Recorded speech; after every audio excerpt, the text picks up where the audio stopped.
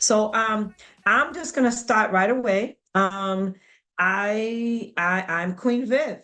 I'm Queen Vivian from Boston, Massachusetts. I actually get that name. That's a hip hop title. I founded the first Zulu Nation chapter in Boston, Massachusetts in 1995. And what that means really is that first of all, I've been around way before hip hop was even a word, right? Because originally I'm from Bronx, New York. And it's one of those things where Zulu Nation came up and they wanted to bridge some gaps around racism and sexism and adultism, and all of the isms. And basically, they use music and dance to do so, and they traveled the world. So I started the chapter in Boston in 1995, and our chapter was basically formed. We were basically theater artists.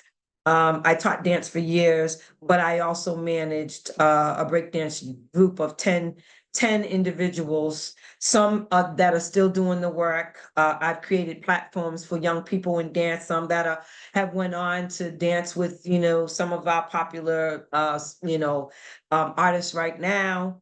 And so that's where I got Queen from basically. And it really wasn't just like I just kind of like stuck this name Queen on. I literally had to take a test. I'm a playwright, a 6-time playwright, 5-time author. So I have 5 books. We're going to talk a little bit about one of my books. And I just need to say this. I mean, for some of you that are a little bit older, you may know who Lupe Fiasco is. Hip hop definitely saved my life. And I was saying that when probably Lupe Fiasco was in diapers. So yeah, I kind of go way back. So I'm I have a by trade, I have a background in family therapy. I'm a Reiki master, teacher, and also soul realignment specialist. And we'll talk a little bit more about that. Currently working on a collaboration book with previously incarcerated men and women. So not only do I write books, but I also, I also help people to write their narrative because I think that it's very important for us to be able to tell our own narrative, especially since they're striving so hard to take our voice away. They don't want us to teach our history. They don't want to talk about even what's present. Everything is just sort of like, I feel like, honestly, I feel like sometimes that I'm in a movie with all that's going on right now. So we just finished the book and we launched it on Tuesday of this week with young girls between the ages of 17 and 28. And that book was called Voices, Windows to My Soul. Actually, I'll show you the cover. Um, Voices, Windows to My Soul. We just finished that book with 8 authors, multicultural, just basically girls, telling their stories. I work for a behavioral health organization right now. I'm no longer doing like one-to-one therapy in this organization. I'm the diversity, equity, inclusion strategy director. And, I'm creating spaces and platforms for individuals to basically, tell their stories. And the current book that I am working on with the previously incarcerated men and women is called The Elephant in the Room, A Prison with No Bars. And that, is really deep because it's like, we don't necessarily have to be behind bars in order to feel like we are in somewhat of a prison. I'm also a transformational coach. So it sounds like a lot, yeah, because I've been around the block like 150 times. But I just want to tell you a little bit about myself. I was listening to the keynote speaker, and she had laid out some things about you know situations around education and how our girls are and boys are susceptible to becoming victims um of many I'll say, well, I'm going to say the sex trade industry, but also to drug dealing and anything else that's out there if they don't feel like they have any worth or they don't feel like they have any other choices. Well, my story is just a tad bit different. I was a high achiever. And I failed to mention in who I am is that I am a survivor of the sex trade industry. And I had been groomed at the age of 14, between the ages of 14 and 15. I was in high school. I was in an exam school, A student, straight A, you know, but my story is different because it wasn't a situation where, you know, I didn't get the proper education, or people basically, like I didn't have the opportunities. It was the complete opposite. And something that we don't talk about a lot, and I feel like it's important to bring that up in this platform, is that, we talk a lot about skin color, our shades and things like that. And for the most part, we talk about a lot about, some of the bullying and the, mistreatment of Black girls, especially of darker skin. Well, girls with light skin have a story too. And not too many people tell that story really. I think that, we tend to feel like we don't, we don't have a story, right? Well, in my situation, I'm the A student, captain of the basketball team. I'm light skinned. I'm being bullied by, mainly my peers, which were, the middle school kids or what have you, in high school as well. And it was more like not cool to be the A student. It was like, oh, wow, she thinks she's white, whatever that meant. Well, to me, when I was 14 years old, I felt like, well, wait a minute. That means that you have to be white in order to feel like you want to achieve something, or you have to be white because you want to get, straight A's or what have you. And because of that, I became, part of my personality became like, okay, so I needed to prove myself to my peers and to my folks. So I put, I had this eventually, this tough girl persona, as a matter of fact, because I felt like I wanted to fit in. I was too light to fit in with the dark skinned girls, and I was too bright I was too dark to fit in with the white girls. So therefore, like, where do you belong, kind of thing. I think that a lot of individuals may have that dilemma, but we don't talk about it enough, especially from a Native African American, or I'll say a Native American, Black American standpoint. So, fast forward. Um, Not only did I have those experiences, but also I equated finances, money, with humiliation. And this is important because as Black people, a lot of times we're not taught about finances, like by design. Like I can go into a whole nother training, like a whole week training on, how we were basically denied access to information around finances, and how, the bank system works, and, closed out with redlining and not being able to get loans. And, a lot of times our families they don't know how to budget. It's something as simple as a checkbook. Sometimes that's not part of our culture, because we were the because we were the product, we were out there making money for other people. So of course we're not supposed to know how to read. Nobody talks about that, by the way. A lot of people don't talk about the fact that it was a law against, us reading, and you would get in trouble. Even the white people that tried to teach us, they've gotten big trouble for teaching us how to read. So therefore we were kept in this kind of box with, with ignorance. So I equated, finances with humiliation, because when I was growing up, being the oldest in my family, my mom, she talked to me a lot about, whatever it was that she was going through. And we were on welfare for years.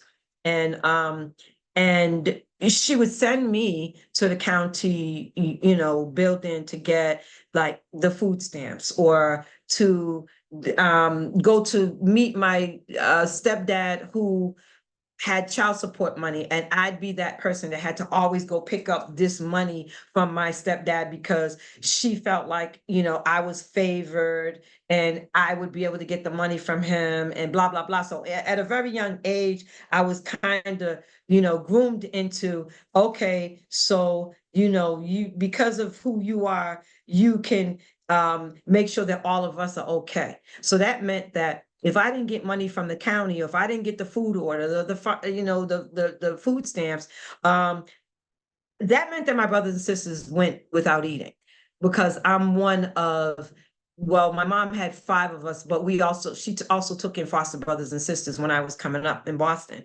And so that meant that, the pressure was on. I would go to my dad's house and it would be like, okay, I'm waiting in the lobby, really nice apartment building he had. And he'd come stumbling in there with one of his young girlfriends, and here his kid is sitting in the lobby, waiting for $40 for 5 kids. Can you imagine $40 for 5 kids for a week? And that meant I would take that $40. I would go to the first Burger King that was in Mattapan Square, and I would pick up food for my family, and then I would bring it home. God forbid if he came home and he didn't have the money. So that meant that I had to be the bearer of bad news, that I couldn't. So I learned to take look at finances as something to, I attached it with humiliation. So I was an easy target. Not only was I smart, but I also felt like, in order to gain wealth or to have money, that somehow you had to, be humiliated in some kind of way. So when I did meet the individuals that I eventually became groomed, it was easy because I happened to meet an older man when I was 15 years old who was a whiz. Right now, as I speak, he's a millionaire. Okay. But back then he was exploiting children, young people. I didn't look at myself as a kid, but we were children. And basically he taught us a lot of things about finance, about, redlining, about how the government worked and policies and things like that. But at the same time, while he was teaching us, he was also exploiting us from a sexual standpoint, or, well, drugs were not allowed, but, a lot of us got kind of like groomed into that. And as a result, from dealing with that and me moving on into the other, I'll say, rooms of the house, I was underage and started, I became a dancer at 17, drinking age was 18, but they still hired me as long as I didn't drink. And eventually I, became a street worker. And from that, after years of that, I basically got a clue, because I got arrested probably 30 times in one calendar year. So I got a clue, but something like, oh, okay, girl, it's time to switch, it's time to switch roles, because yeah, you're gonna wind up in jail. And my game was, I'm going to college, I'm going to college, I'm going to college.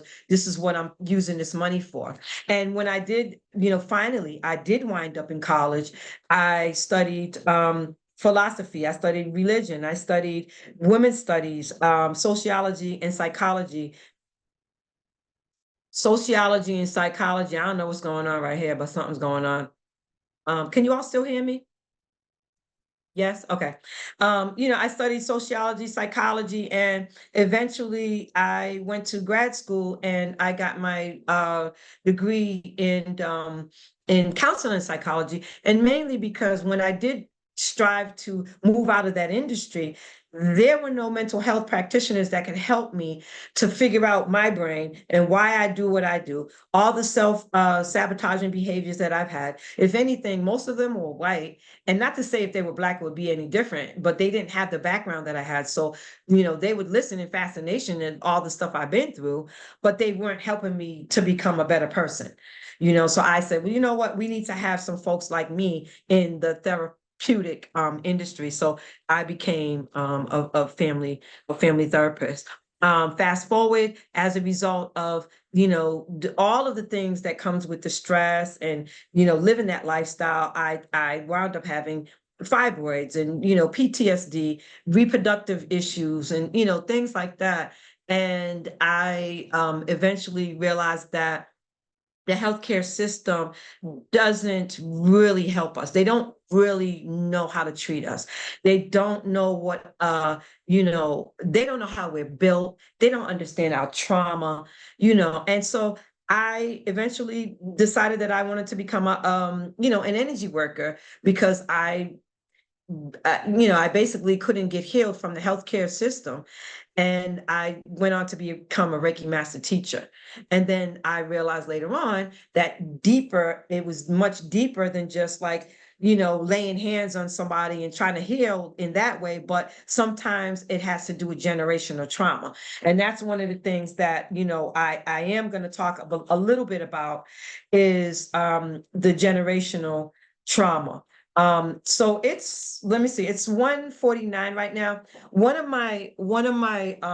the things that I didn't want to do with this group is I wanted to do a 7 minute, something very short, a minute, just coming into the space platform. And so I'm going to see if I can pull up and share this 7 minute visualization. People who believe in meditation is fine. By all means, close your eyes, turn off your camera, whatever you want. It's just 7 minutes. And people who are not really into it, there's a visualization to it. So beautiful pictures if you want to just sit there. And the reason why I'm doing this is because one of the things that we don't often understand, we don't realize is that, people we talk about, oh, anxiety, I have anxiety. People say my anxiety, people own that, right? People own that, my depression or what have you. But what we don't realize is that depression is when we are worried about the past, right? When we start worrying about the past, things that we've done, some of the mistakes we've made, some of the trauma that we've been through. Anxiety is basically when we're totally preoccupied with the future. What's going to happen tomorrow? We don't even know if we're going to make it till tomorrow, but yet we're still going to be worrying about that, right? A lot of time, oh, what's going to happen 5 minutes from now? And a lot of times that's where, that place of anxiety, where it lives in our bodies. And I'm going to also share with you some energy charts so that you can understand how energy works in your body when you're dealing from that space. But right now, I'm going to see if I can pull up this meditation. It's only 7 minutes, okay? And we have about 40 minutes left. So let me see. And please let me know if you can hear it, okay?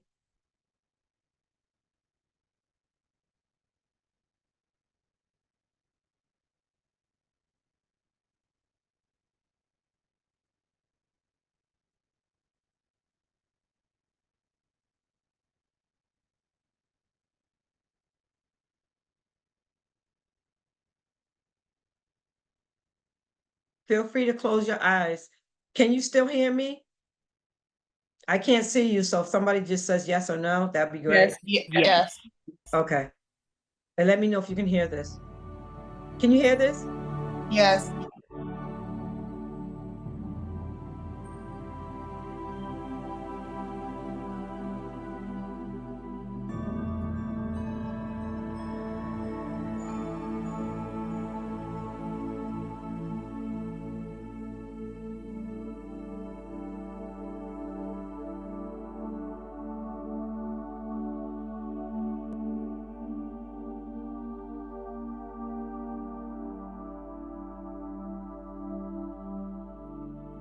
Relax your body. Observe your breath as it goes in and out.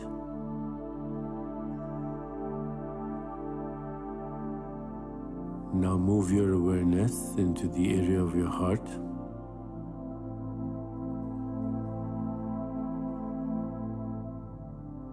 Allow your ego to move out of the way, and you will get in touch with your spirit.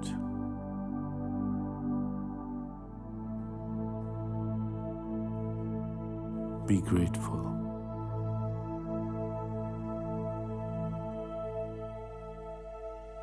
You, my friend, are not your thoughts. You are the thinker of the thoughts. The thoughts come from you. So where are you? You are in the stillness, the silence between your thoughts. That stillness, that silence is you.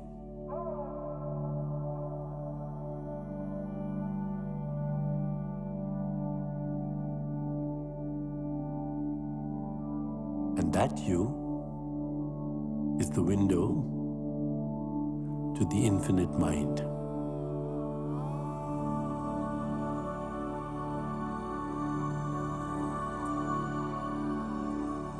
The mystery we call God is whispering to you in the silent space between your thoughts.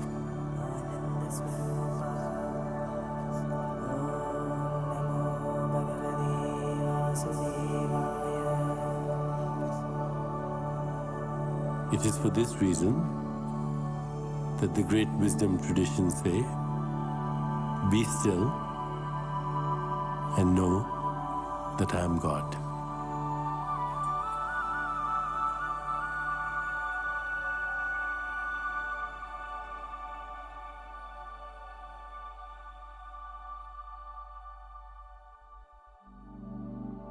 Between every in-breath and every out-breath is the stillness.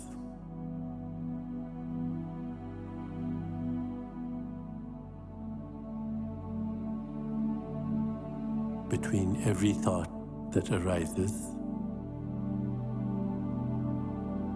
and every thought that subsides is the stillness.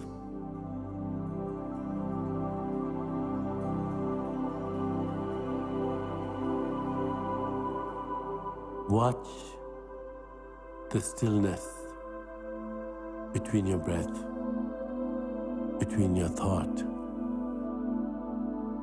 Just observe.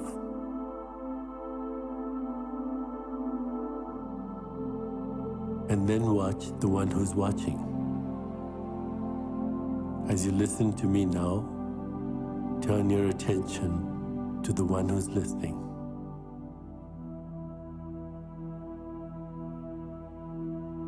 You have found the secret to that part of you that transcends space and time. You have found the secret to that part of you that is immortal.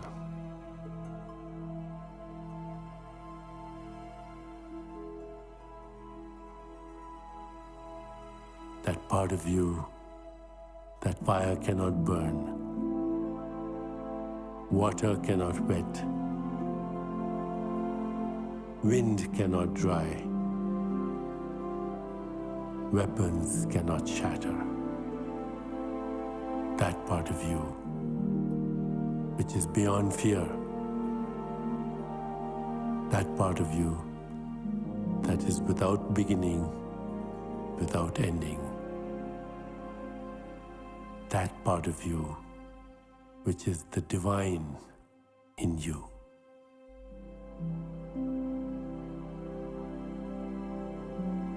You have found the secret to that part of you that will continue to evolve as the universe evolves.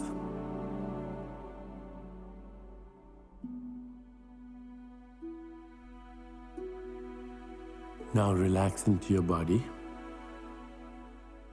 and remember, anytime the stresses and the worries overwhelm you, come back into the sacred space of your heart. You are the stillness. You're in the silence between your thoughts. Return to your stillness. that stillness, that silence is you.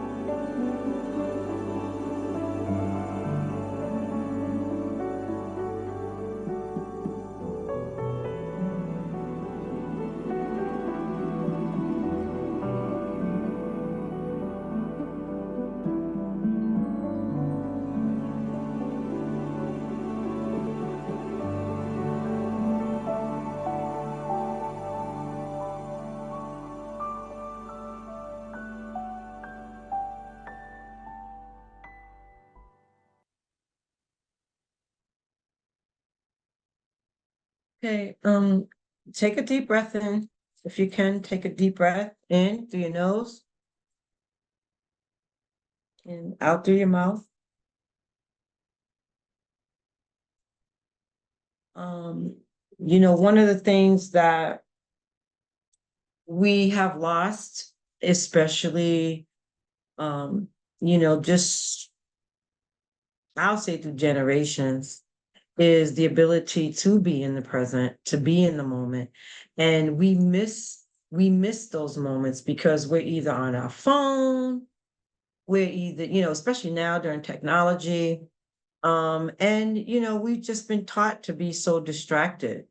So it's really important to ground yourself and to know that there's value in just sitting still. It's not a luxury. It's not something that you say, hey, it should be a part of your everyday practice. I don't care who you are, where you've been, if you've had trauma, if you haven't had trauma. If you haven't had trauma, you know somebody that's had trauma, and some of their trauma is spilling over into you, or your life. But learning how to take care of yourself and being in the moment is like the absolute most important thing to do in this day and age, especially given what's going on in society. So just a little bit about, generational trauma, and I'm going to go through this stuff kind of quickly. Towards the end, I would like you to take out a pen and pad so that you can write down the 8 tips that I'm going to give you about, for your survivors tool, 8 ways to becoming your own rescue. But I did want to say a couple of things about that whole generational trauma piece. And this goes for men and women. I see that there's a few, a few men here as well. It's not just limited to women. But, one of the things is that it's difficult for us to break the chains of generational trauma because we don't understand that sometimes that stuff is not ours. Sometimes it has to do with something that happened before we were even born, or maybe when we were younger, and we just don't have it in our consciousness, and maybe some of it is kind of stuffed in our subconscious. I just started, learning about that whole connection I had with money and humiliation after I did an exercise with a woman called her name is Christy Sheldon. I had never thought about it before, and then it started to make sense. But genetic memory is real, right? And what happens is we hold trauma in our bloodlines. And we often take on the characteristics of our ancestors, but also of our colonizers, right? And, when I say my ancestors, our ancestors, it's, folks that have passed on. And there have been traumas that we have all dealt with that sometimes when we come into this existence, we don't even realize that we're hitting dry land with all of these traumas. We don't know what we're going through in, the bellies of our parents. And, a lot of times the trauma is passed on through generations and genetic changes in our DNA. There's a lot of research out there, but there's also a lot of opposition. So like I said, of course we weren't, they're trying to stop us from learning about who we are, basically, because the more we learn about who we are, and not just as Black people, white people too, because they're colonized too. They colonize each other. I had this white woman say to me the other day in a workshop that I was doing, we were talking about Black people and how Black people were being, abused and colonized by white supremacists. And she said, you know what? White people are cruel to each other too. So, we're just talking about something that is human. It's passed on through experiences. Sometimes we pass it on to our offsprings. And let me give you just like a simple example, right? Like we have genetic memory and genetic and racial memory that we pass on from generations. And something just as simple as there may be a person that's extremely afraid of heights, so to speak, right? And you're like, where is this coming from? Why am I so afraid to get on a plane? Why am I so afraid to do this? Now, that's very bare basic, because when it comes to fear, indigenous Black people, we have lots of fear. We have a lot of genetic memory around fear, because that is, the main tactic that is being used today, and it's been used for centuries to, keep us oppressed. But we might have a fear of heights and not know that somebody in our family and may have had situations with heights, that say they fell from high places and died and died. And so that type of fear we pass on, and that's bare basic. I'm not even going to go into half of the things that have happened with us as a people, and especially with Black men, when it comes to the breaking of Black men and, women. And I'm going to read just a tiny bit of this book about, some of the aspects of slavery where we were all impacted. And we wonder why we can't show up in relationships and be healthy. And we don't realize that a lot of that has to do with some of the genetic memory that that has been imposed upon us. A lot of families have incest. A lot of families have molestation and things like that. And as far as Black and brown people, we were bred with one another. Sisters and brothers were bred. Fathers and daughters were bred. Daughters were, were having sex with cousins. I mean, basically just to make more people, so there were more people to work in the plantation, right? We still have that stuff in our genetic memory. So when we look at that person in our family that might be that perpetrator, we don't necessarily understand what that is. And I'm not saying that it's not a horrible thing, but there's a place for forgiveness with all of us because of the atrocities that have happened to us in the past, and sometimes not that long ago. So so that's one example. And fear, just the acronym false evidence appearing real. I don't know if you've ever heard that acronym before, false evidence appearing real. Like, we live with fear each and every day. That's part of what that whole, anxiety is. There's many ways to break those traumas, depending on what your, religious beliefs are, your spiritual beliefs are. And, but the bottom line is that we have to create awareness around self-education and be open to different ideas. Because think about it. We have the colonizers that teach us, in school. We have the colonizers that are running religion. We see all, white Jesus right before us, like, right? And they use the Bible to pieces of the Bible to enslave us. And then we have all these other, I'll say, things to counter those type of spells, but we're afraid to use them because we think that something's wrong with it, because we're so embedded with the westernized way of thinking. And so, part of the toolkit will be about being open-minded enough so that you can trust yourself and your inner self, so that you know that there are tools out there that you can use to kind of like, reverse this stuff. Soul realignment, understanding past lives. For some people want to understand past lives. Some people choose not to, but that's also a choice. Etheric cord cutting. That's a technique that happens with people who do energy work. Some people can gravitate toward it. Some people feel like it's witchcraft. Okay. But they burned a lot of women at the stake for being witches because they were healers and they were revolutionists. And that happened right here in Boston, Massachusetts. And you can do the research because it's in the archives, in the court system. It's still in the archives. If you do the history on Salem, and then they had to circle back and say, I'm sorry, because they made a mistake after they killed all these people, right? And so then also there is a technique called womb bathing. Queen Afua, I don't know how many of you might know who Queen Afua is, but she has, a herbal a ritual that she teaches women.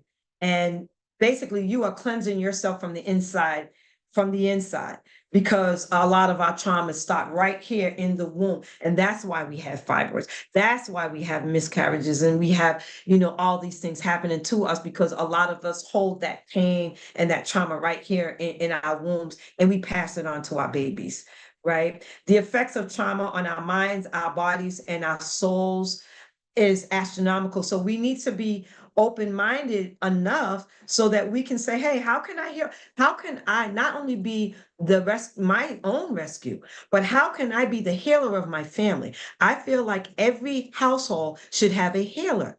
Every household. I don't care what you do. It might be art therapy. It might be music therapy. It might be herbology. It might be, your religion. You may be a prayer warrior and you do bona fide prayers, because we use prayer. I mean, listen, we took Christianity and we twisted it inside out because they put it there for to keep us colonized. But because we are such a powerful people, we took that and we twisted it inside out for our good. We use the church so that we can rally and so that we can make change and so that we can take action on how to free our folks, and how, we've done things like, did braiding in some of our young sisters' heads back in slavery, where they were maps. They were maps to freedom. They shows you how to get from point A to point B just by the pattern of cornrows that were in you. We are a brilliant people, and there's a lot of research out there. There's a lot of information out there. And of course, we're going to be closing in a minute. I can't possibly give you as much as I've researched and as much as I know. But just know that if you're feeling something in your heart, you're feeling something in your soul, you're feeling something in your spirit, and something ain't right, something ain't right. And it's time to pick up that baton, pick up that sword, pick up whatever it is, so that you can stand in your truth and be that person in your family. Because right now it is about bare basics. So let me just say a couple of things about this, like Survivor's Toolbox. And I'm going to share something else with you, but I'm going to give you the opportunity to just like, I'm going to give you my number, so I can send you the PDF of my ebook, where I have this information. So if you want to learn a little bit more about how energy works in your body with stress, that it's all there. And if you want to, you can hit me up and ask me questions and things like that. But let me see really, really quickly. I know I have a few minutes left, but I'm just going to show you something quickly about just how energy works. Okay, so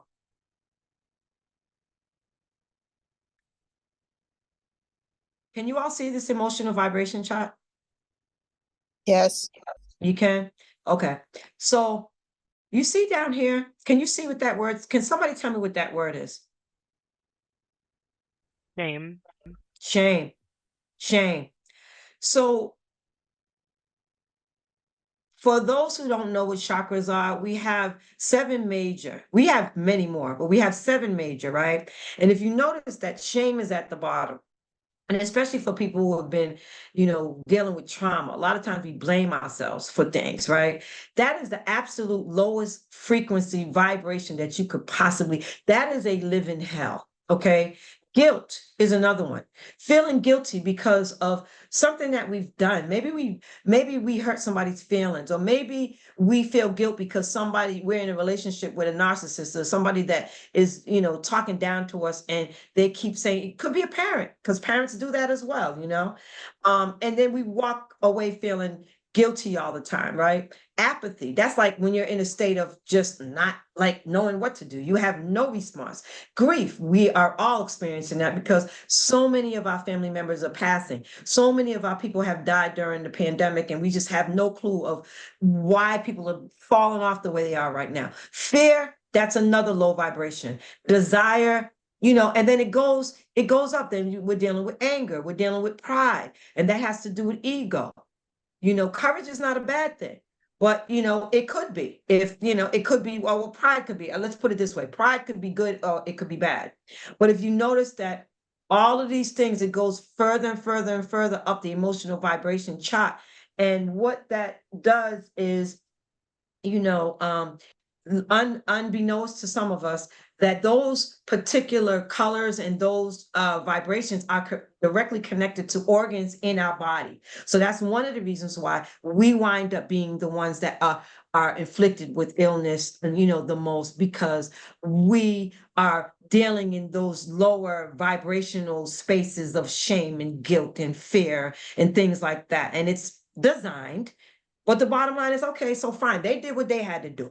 And I'm gonna keep it 100. The devils did what they had to do, right? And I'm not talking about, necessarily just white supremacists, because we do it to ourselves. Just like my story, it was the Black girls that bullied me, not the white girls, all right? So we do it to ourselves, right? So now I'm gonna run through this really quickly as far as our survivors toolbox. Please take this and write it down. And then I'm gonna give you a way to get in touch with me so that I can send you out the PDF so that you can see all of the vibrational chart and how it connects, the different things that it connects to with your body. Okay. So number one, open-mindedness, surrendering to the process of growth. You must be able to feel comfortable being uncomfortable, because without uncomfortability, there's just simply no growth. I mean, you came through the world in your mom's womb. That was painful for the child as well as the parent. So we came here in pain, right? Growth is pain. Self-inventory. What's your story? Do an analysis on yourself. Like, we know everybody has a story, but when you don't feel like it is part of your process or part of your journey, or you can't connect it to anything good, if you can't make your mess your message, then sometimes you feel like, well, why am I here? That's how people slip into ways that they want to commit suicide and, things like that, because they don't feel like they have a purpose in life, right? So make your mess your message by sitting down, write your daggone story. Write your story. What is it? Connect the dots. How did you get from there to where you are right now and doing the work that you're doing right now? What is your story? Okay. And you need to make a decision of whether you want to live or die first, bro. Oh, sis. You want to make a decision of whether you want to live or die. When you make the decision to live, then you have to do everything in your power. I don't care what it is to live. If you want to die, if you like it, I love it. There's a lot of people that choose death. They choose to stay on the couch. They're not living their dreams. They're letting the matrix rule them. They're on social media. They can't think for themselves. But that's their choice. Everybody doesn't have to do that, okay? Forgiveness. That is one of the most spiritual principles that a person could possibly have. Forgiving yourself and forgiving others. That doesn't mean you have to forget, because I don't forget nothing, right? But I'm not mad. There's a couple of things I'm still mad at, right? I'm working on it. But to forgive yourself from the mistakes that we've made. We can't even move past anything to grow if we can't allow ourselves to forgive ourselves and to forgive our parents, because they parented us with what they knew. And a lot of our parents, like, straight out suck, like, seriously, right? But They loved us for as much as they could give us love, they did the best that they could. Escaping a victim mentality. Stop being a victim. Oh my God. Everybody got a gosh darn story. Boo-hoo. Stand up, pull up your bloomers, your pants, or whatever you got to do to be a man or woman. You know what I'm saying? Stop being in that victim stage because it's extremely low vibrational. Nobody wants to hear your story because I got my own daggone story, okay? And that unless you're going to come with some, with a message, all right? And do something about it. Self-care. Self-care. It has to be a regular practice. It can't be like, oh, I'm going to the nail shop. Well, we already know nail shop is not self-care. That's a necessity. You know what I'm saying? Getting your hair did, that is not even self-care. That's like a necessity. But we have to find a way to take care of ourselves each and every day. From the time your feet hit the floor in the morning. Gratitude. We need to be saying thank you for the fact, not just that I woke up, but just that I even have a bed to lay on. You know what I'm saying? Like having gratitude is part of the self-care. Come up with some affirmations, things to be grateful. Be grateful for the people that came in your life that did you wrong. Because guess what? That was put there to make you grow, right? But you have to be able to embrace all that, right? The daily checkup from the neck up. Every single day, check in with yourself. What's your temperature? How are you moving through these streets? From a day to day. Don't always look at that person at your job and be like, oh yeah, my supervisor, this and this and that. They won't let me. What you mean they won't let you? You're a queen. You're a king. How's anybody letting you do anything? You know what I'm saying? You need to be the God of your own universe. The other thing, reconciliation. Go to those people and say sorry to the people that you hurt, because hurt people hurt people. And then the last thing, attitude of gratitude. Okay, I'm going to put in the chat my information so that you all can see what it is. But yeah, we got 30 seconds. Write this down really quickly. 617-448-3092. That is my phone number. 617-448-3092. Put your name when you send me, and I will send you the PDF. And also the first 5 people that hit me up they didn't even get to read any of my book, gets a free copy of my book.